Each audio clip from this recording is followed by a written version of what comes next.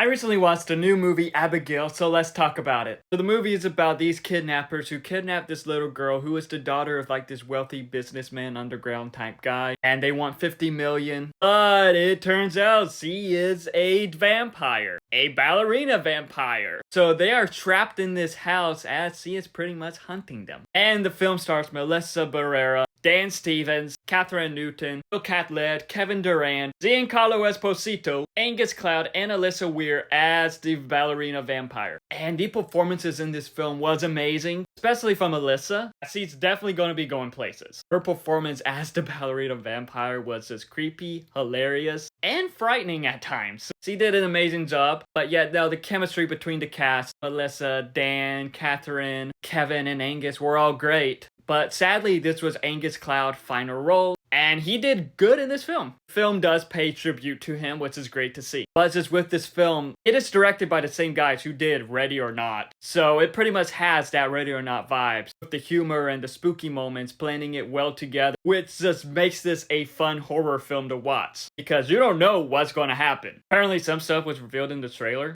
I do not remember none of that. But just what this film did, it worked. And the film is said to be a reboot of a film in the past called Dracula's Daughter, which is based off a story. I know nothing about that, but all I can say is that this film is amazing. It's just a lot of fun, and it is just super bloody and gory. Some of the things that stood out in the film was that it actually uses practical effects at times, where some of it looked just a bit gory.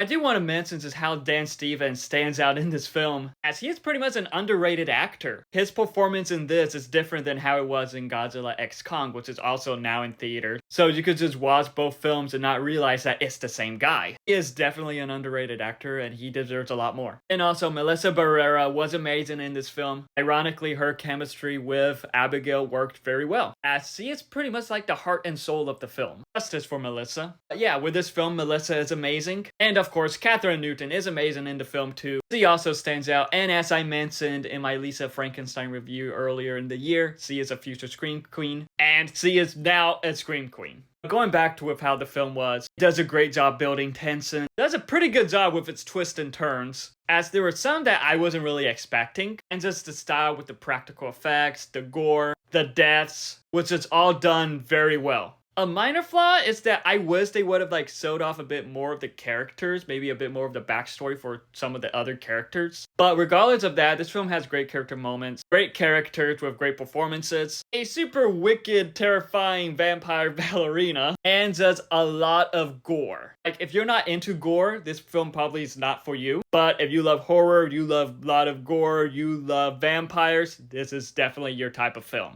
Overall, I really enjoyed this film. I enjoyed it a lot more than I thought I would. But what are your thoughts on it if you've seen it? Let me know in the comments below and follow me for more.